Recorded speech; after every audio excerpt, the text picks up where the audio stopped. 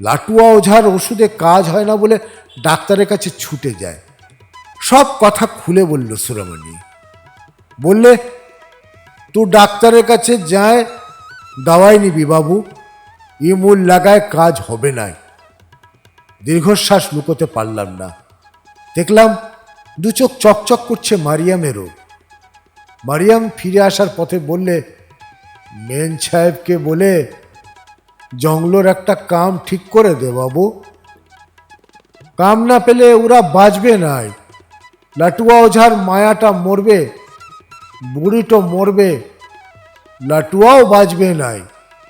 কিন্তু লাটুয়া কি সত্যি বেঁচে আছে? ফিরে আসতে আসতে বারবার প্রশ্ন জাগলো মনে।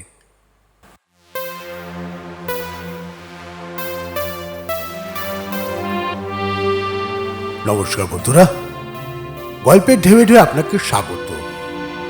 গল্পের ঢেউয়ে ঢেউয়ে আজকের গল্প পড়ব লাটুয়া ওঝার কাহিনী। লেখক রমাপদ চৌধুরী। গল্প পাঠে আমি সাগর লাহিড়ী।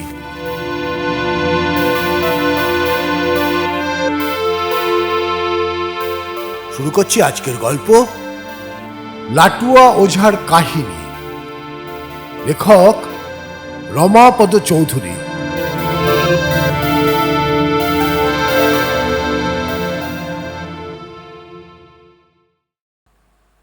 মিসিরজি বললেন, লাটুয়া ওঝার কাছে গিয়ে বিষ ঝাড়িয়ে আসুন বাবুজি, কিচ্ছু হবে না। লাটুয়া ওঝা? লোকটাকে দেখার আগে যে কতবার শুনেছি নামটা, আপনা থেকেই কেমন একটা ঔৎসুক্য বোধ করছিলাম। মারিয়াম বললে, এ তল্লাটে নাকি অমন ওঝার একজনও নেই। মুর্দার বুকে প্রাণ বসাতে পারে সে। সাপকে মন্ত্র দিয়ে এমন বশ করে যে চুমুক দিয়ে নিজের বিষ নিজেই টেনে নেয়। ওরাওপট্টির লালুয়া কুরুখও সায় দিল। বললেন, বাবুজি, অপাঙ্গের মূলে ফু দিয়ে আপনার হাতে দিয়ে দেবে লাটুয়া ওঝা। কাঁকড়া বিছের গর্তে হাত দিলেও কিচ্ছু হবে না আপনার। রত্না মাঝিন বললে, লাটুয়া ওঝার মন্ত্র পড়া পাতা দিয়ে মারাং গাড়ায় মাছ ধরি বাবু আমরা।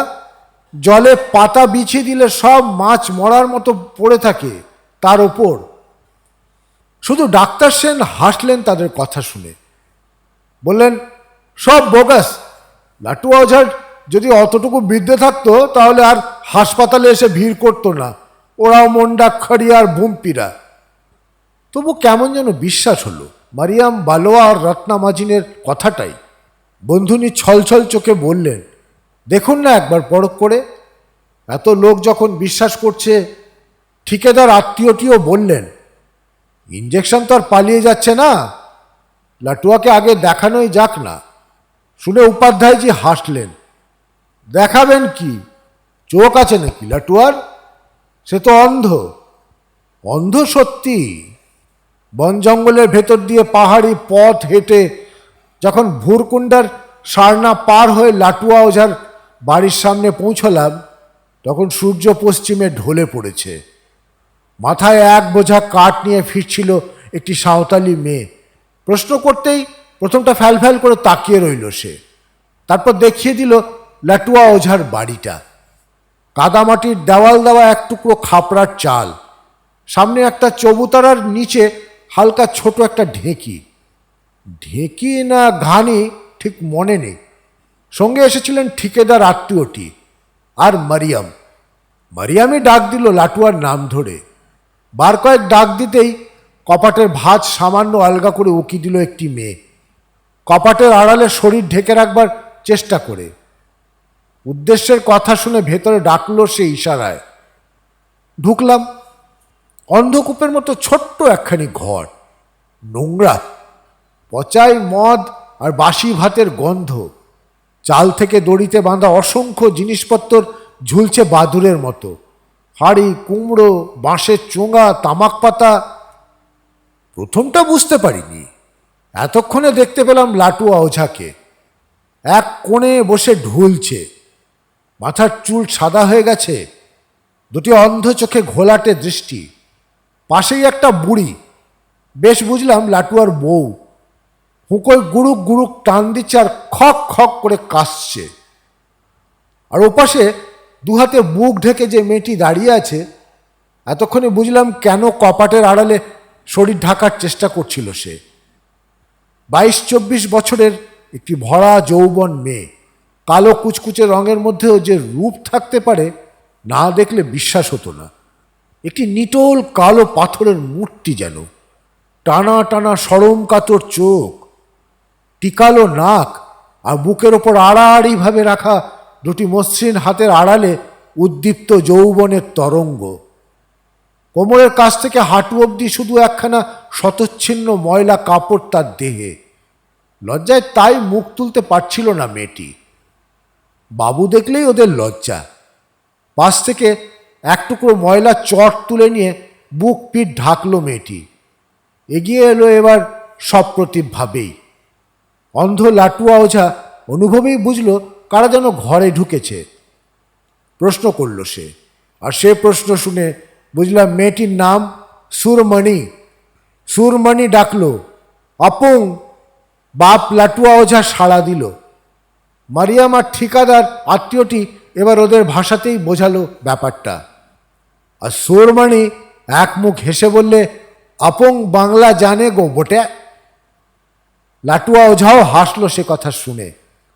অন্ধ দুটি চোখ মেলে কি যেন দেখবার চেষ্টা করে বললে, বসেন বাবুরা। সুরমণি এগিয়ে এলো, দেখতে চাইল কুকুরে কামড়ানো দাগগুলো। তারপর লাটুয়ার হাতখানা টেনে নিয়ে রাখলো ক্ষতটার ওপর। বেশ টের পেলাম থরথর করে কাঁপছে বুড়ো।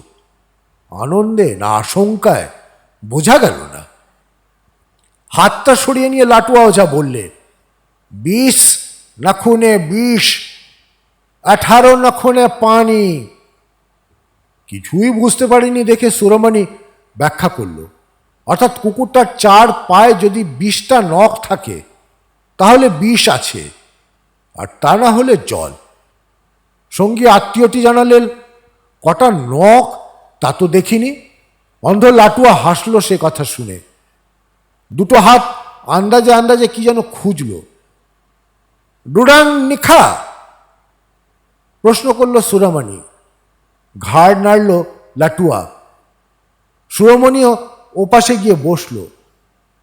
এতক্ষণে লক্ষ্য করলাম এক কোণে অসংখ্য ছোট বড় কৌটো, হাঁড়ি, মাটির সরা। তারই ভেতর থেকে সুরমণি একটা কৌটো এগিয়ে দিল লাটুয়াকে। লাটুয়া বললে, এটা ডুডাং গাছের মূল। চন্দন আর ডুডাং ঘষে 3 দিন লাগাবি কর্তা। বিষ এখন বুকে উঠছে, ডুডাং লাগালি মাটিতে ঝরবে। শিকড়টা হাত বাড়িয়ে নিলাম। সুরমণি খানিকটা ঘষতে শুরু করলো, দেখিয়ে দেবে কি করে লাগাতে হয়। শিকড় ঘষার শব্দে লাটুয়া হেসে বললে, আমার মায়টাও বড় ওঝা কর্তা, সব ঝাড়ফুঁক শিক্ষে লয়েছে। শুনে লজ্জা হাসি হেসে মুখ লুকোলো সুরমণি। মাথা হেট করে কাজে মন দিল। চুপচাপ বসে থাকতে থাকতে হঠাৎ প্রশ্ন করলাম, আর কি ওষুধ আছে তোমার কাছে? বুড়ো হাসলো আমার কথা শুনে। বললে, আমার নাম লাটুয়া ওঝা, সকল রোগের দাওয়া আমার ঘরে। বুড়ি এতক্ষণ হুঁকো টানছিল, সেটা নামিয়ে রেখে বললে, ডাঁটু সাহিবের কথাটো কইয়ে দাও ওদের। ডাঁটু সাহেবের কথাটো। মাথা নাড়ল লাটুয়া। তারপর আবার দুটি অন্ধ চোখ মেলে কি যেন হাতড়াতে শুরু করলো। সঙ্গে সঙ্গে আরেকটি কৌটো এগিয়ে দিল সুরমণি। লাটুয়া কৌটোটা খুলে সামনে ধরল। বললে, ইটা কোনটি পাথর? নাগবংশী পূজা করে পাইছিলাম। শুনো তবে কথাটো। ডাঁটু সাহেবের সাপে কাটলো শিবার। খবর পইয়া ছুঁইটলি। কোনটি পাথরটা গাঁড়ার জলে ধুইয়া লাগাই দিলি সাহেবের গোড়ে। সাপে কাটছিল যেখানে, মন্তর পড়লি। পাথরটা লাইগা রইল তবু, ফের মন্তর পড়লি। পাথর তবু ঝরে না, তেজি মন্ত্র পড়লি। পরে পাথর ঝরল, সব বিষ মাটিতে ঝরে পড়ল। সুরমণি বললে, আর আপাং তো? ওই আপাং তো। আবার দু হাত দিয়ে কি যেন খুঁজল। একটা মাটির সরা এগিয়ে দিল সুরমণি। লাটুয়া বললে, ই হলো আপাং, কাঁকড়া বিছের জম বটে। মুন্সিবাবুর বাচ্চারে কাটছিল বিছায়, আপাং লাগায় মন্তর পড়লি, মাথার বিষ চক্ষুর পানি হয়ে ঝরে গেল। লাটুয়া থুতথুড়ে বুড়ি হুকোটা আবার তুলে নিয়ে বললে, আর মাংরি মুরমুর উদরি? মনে পড়ল লাটুয়ার। অন্ধ চোখ দুটো আমাদের দিকে ফেলে দুটি হাত দিয়ে বাতাসে ঘুরে বেড়ালো। সুরমণি একটা মাটির হাঁড়ি এগিয়ে দিল লাটুয়া ওঝার দিকে, আর সেটার স্পর্শ পেয়েই স্বস্তির হাসি দেখা দিল তার মুখে। বললে, উদরি তো শয়তানি রোগ কর্তা, পট্টিতে ও শয়তান ঢুই করলেন তো পট্টি সাফ হয়ে যাবে। তো সেবার মাংরি মুরমুর বাপ তো ছুটতে এলো। বুড়ো কাঁদে, বুড়োর মায়া কাঁদে। তো দেখলাম ই কোঁকড়াইনে চক্ষু আর উদরি গাছের ঘাম, গা ছাইরে ভাগলো শয়তান, বলে হাঁড়িটা দেখালো লাটুয়া। সুরমণি আবার কি একটা মনে পড়িয়ে দিচ্ছিল। বললাম, আজ চলি, ফিরতে রাত হয়ে যাবে, আবার শুনবো একদিন এসে। সম্মতি জানালো লাটুয়া। বললে, ডুডাং তো 3 বার কইরে লাগাইবি কর্তা, আর 3 দিন পরে আবার আইসবি। সুরমণিও এলো চবুতারা অবধি। বাইরের আলোয় এতক্ষণে স্পষ্ট দেখতে পেলাম ওকে। দেখলাম রূপ আর দারিদ্র্যের হাত ধরাধরি, যৌবন আর অলজ্জতা। কাপড় নয়, টুকরো নোংরা গামছা সুরমণির কোমরে, কিন্তু কালো পাথরের এমন নিটল মূর্তি এর আগে দেখিনি। কোনো অভিজ্ঞ শিল্পীর হাতে গড়া নিখুঁত একটা যৌবনবতী নারী দেহ। পাশাপাশি হেঁটে এলো সুরমণি, আর ওর সমস্ত শরীর ঘিরে যেন নাচের ছন্দ বাজল। সুরমণি হাসলো হঠাৎ, বললে, তুয়ারে আগেই দেখেছি আমি, মেন সাহেবের সাথ মারাঙ্গারায় বসেছিলি ওদিন, আর তোর সঙ্গে কে ছিল? হেসে প্রশ্ন করলাম। ও আমার ঠিগিয়া পুরুষ বটে, বাপলা হবে উয়ার সাথে। দুটি রূপোর টাকা গুঁজে দিলাম ওর হাতে, ডুডাং শিকড়ের দাম। তারপর দ্রুত পায়ে কোয়ার্টারের পথ ধরলাম। কয়েক পা এগিয়ে এসে আবার ফিরে তাকাতে ইচ্ছে হলো। দেখলাম তেমনই দুটি বড় বড় কৃতজ্ঞতায় চোখ মেলে সুরমণি তখনও দাঁড়িয়ে আছে। মাথার চুলের জট, কিন্তু স্বাস্থ্যের জোয়ার তার লাবণ্য ছিটানো মুখে, আর বুকের উদ্দাম তরঙ্গের মাঝখানটিতে দুলছে লাল পুঁথির হার। কানের লাল কুণ্ডল দুটো জ্বলছে রক্ত পলাশের মতো। দীর্ঘশ্বাস ফেলে ফিরে এলাম সুরমণির স্মৃতি নিয়ে। ঠিকাদার আত্মীয় ছুটলেন সুতোপার অ্যালসেশিয়ান কুকুরটার নখের সংখ্যা গুনতে। 20 নখনে বিষ, 18 নখনে পানি, বলেছে লাটুয়া ওঝা। শুনে ডাক্তার সেন হাসলেন, বললেন, সব বুজরুকি, ওরাও মুন্ডা সাঁওতালরা একদিন ডাক্তারের নাম শুনলে মারতে আসতো। আজ হাসপাতালে ভিড় দেখবেন, চলুন। লাটুয়ার ওষুধে কাজ হলে ওরা আর আমার কাছে আসতো না। কম্পাউন্ডার বাবু হেসে বললেন, ওসব ছেড়ে দিন, রাঁচিতে ফোন করে 12টা ইঞ্জেকশন আনিয়ে নিন। বন্ধুনি শুধু ভয়ের চোখে বললেন, না না, উল্টো বিপত্তি হতে পারে ইঞ্জেকশন নিতে গিয়ে। সে আমি দেখেছি, আধ হাত লম্বা ছুঁচ পেটে দিতে হয়, তার চেয়ে কুকুরটা পাগলা কিনা দেখাই যাক না। ভয় যে আমারও কম ছিল তা নয়, তাই সুতোপার কথাতেই সায় দিলাম। বললাম, সাঁওতালি ওষুধ এমন সব কাজ হয় যা ভাবা যায় না।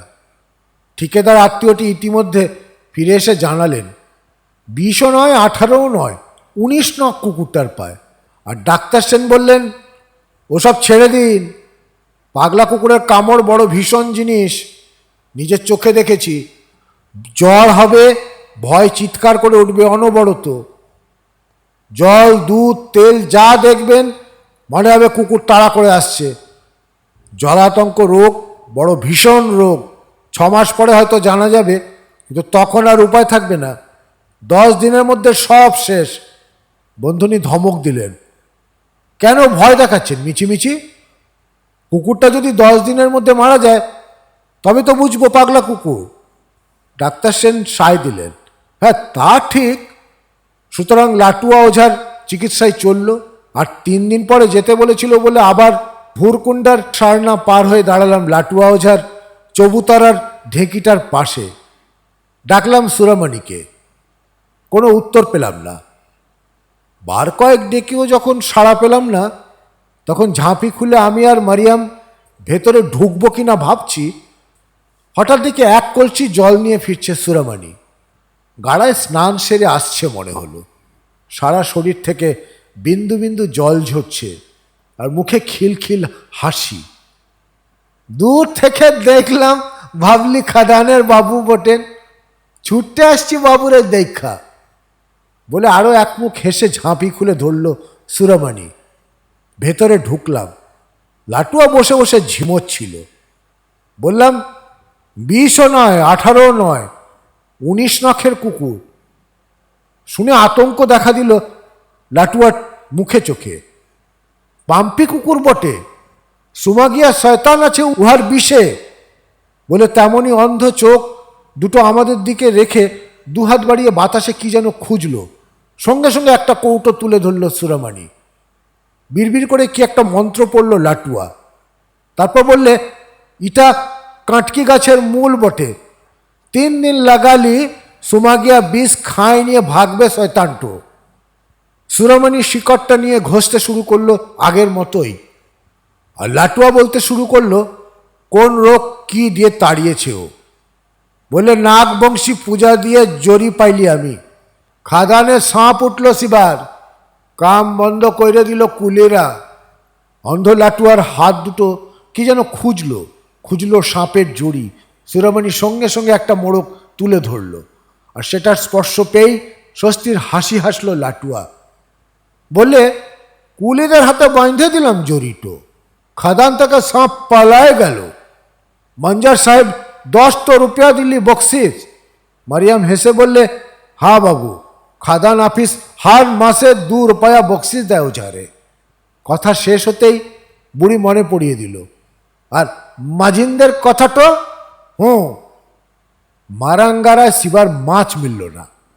সান্থালরা ভাবলো বটে পাপ হয়েছে, তাই মাছ মিলছে না। তো আমি কইলাম, ওষুধটা তৈরি হয়ে গিয়েছিল। নিয়ে বললাম, আজ উঠি, সন্ধে হয়ে যাবে, আবার আসবো। লাটুয়া প্রথমটা অপ্রতিভ হয়ে পড়েছিল। তারপর ঘাড় নেড়ে বললেন, 3 দিন বাদে নতুন মাল দিব কথা। বাইরে বেরিয়ে এলাম। সুরামণিও এলো। আগের মতোই হাতে 2 টাকা গুজে দিয়ে বললাম, সুরামণি, কি করে চলে বলতো তোদের? আর কেউ আসে ওষুধ নিতে? মাথা নাড়ল সুরামণি। চোখে মুখেও কেমন যেন বিষণ্ণতার ছাপ পড়ল তার। না কেউ আসে না আর লাটুয়া ওঝার কাছে। তবে চোখ ছলছল করে উঠল সুরামণির। বললে, আধা বিঘান খেতে আছে, আমি আর জংলো চাষ কইরা চালাই বাবু। লজ্জার হাসি হাসল সুরামণি, আর কৌতুকে হেসে উঠল মারিয়াম। বোঝালে জংলোর সঙ্গে নেপা মেলানা হয়েছে, ওর পীড়িত হয়েছে। সুরামণি লাজুক হেসে বললে, ঠিকিয়াটাও হয়েছে বাবু, অর্থাৎ বাপলাও ঠিকঠাক, তাই দুজনে মিলে চাষ করে। আর সেই জন্যেই লাটুয়া আর লাটুয়ার বুড়ির দিন গুজরান হয়। বললাম, লাটুয়া এত বড় ওঝা, ওর কাছে আসে না কেন সান্তাল রুগীরা? শুনে চোখ ছলছল করে উঠল ওর। তারপর হঠাৎ কেঁদে ফেলল সুরামণি। বললে, তুই ডাক্তারের কাছে যা বাবু, ডাক্তারের কাছে যা, ই দাওয়াতে কাম হবে নাই তোর। বলে আবার হাতখানা চেপে ধরে টাকা 2 ফেরত দিতে চাইল সুরামণি। বললে, এটা ফিরাইলে বাবু, কাম হবে না তুয়ার, হি দাওয়াই মিছা বটে। সুরামণি হঠাৎ যে এমন কথা বলতে পারে ঘুণাক্ষরেও মনে হয়নি। দুর্বোধ্য বিস্ময়ে তাকিয়ে রইলাম তার দিকে। টাকা দুটো দিতে চাইলাম, কিন্তু কিছুতেই নিল না ও। বললে, আমার পাপ হবে রে বাবু, এই রূপাইয়া দুটো তু ফিরিয়ে এলে। তারপর একে একে সব কথা বলে গেল সুরামণি। এতদিনের গোপন কাহিনীটা সহানুভূতির ছোঁয়াচ পেয়ে প্রকাশ করে ফেলল। সব ছিল লাটুয়া ওঝার, সব রোগের ওষুধ জানত, ডাইনি যোগিন তাড়াতে পারত, সাপের বিষ ঝাড়তে পারত, নাগবংশী পুজো দিয়ে সব শিখেছিল লাটুয়া ওঝা। তারপর বুড়ো বয়সে জঙ্গলে মূল খুঁজতে খুঁজতে নাকি রাত হয়ে গেল একদিন। পাগলের মতো ও তখনও একা একা কি একটা গাছের মূল খুঁজছে। খেয়াল করেনি কখন একটা ভালুক পেছন থেকে এসে জাপটে ধরেছে ওকে। জান বেঁচে গেল, কিন্তু ভালুকের থাবার ঘায়ে চোখ দুটো অন্ধ হয়ে গেল লাটুয়ার। তখন থেকে আর ঘরের বাইরে যায় না ও। কিন্তু গাছের মূল তো আর চিরকাল থাকে না, কবে শেষ হয়ে গেছে সেসব ওষুধ। আর সেসব গাছের নামও জানে না কেউ, চেনেও না। বুড়ো বাপ দুঃখ পাবে বলে আজে বাজে যা পেয়েছে, ঘাস পাতা শিকড় নিয়ে এসে কৌটোগুলোয় সাজিয়ে রেখেছে সুরামণি। রুগী না এলেও রোজ বসে বসে গল্প করে লাটুয়া, কোন ওষুধে কি কাজ হয়, কোনটা কাকে দিয়েছিল। আর ভাবে ওর কাছে শুনে শুনে সুরামণিও বড় ওঝানি হয়ে উঠবে। কিন্তু লাটুয়া তো জানে না যে সে মূল শেষ হয়ে গেছে, জানে না চোখ ফিরে পেয়ে গাছগুলো চিনিয়ে না দিলে সুরামণি কিছুই শিখতে পারবে না। তাই দিনের পর দিন শুধু গল্প শোনে সুরামণি, আর গল্প শুনতে শুনতে চোখ ঠেলে কান্না আসে ওর। তাই রুগীরাও কেউ আসে না আর। লাটুয়া ওঝার ওষুধে কাজ হয় না বলে ডাক্তারের কাছে ছুটে যায়। সব কথা খুলে বলল সুরামণি। বললে, তুই ডাক্তারের কাছে যায় দাওয়াই নিবি বাবু, ই মূল লাগায় কাজ হবে না। দীর্ঘশ্বাস লুকোতে পারলাম না। দেখলাম দু চোখ চকচক করছে মারিয়ামেরও। মারিয়াম ফিরে আসার পথে বললে, মেন সাহেবকে বলে জঙ্গলোর একটা কাম ঠিক করে দে বাবু। কাম না পেলে ওরা বাঁচবে নাই। লাটুয়া ওঝার মায়াটা মরবে, বুড়িটো মরবে, লাটুয়াও বাঁচবে নাই। কিন্তু লাটুয়া কি সত্যি বেঁচে আছে? ফিরে আসতে আসতে বারবার প্রশ্ন জাগলো মনে।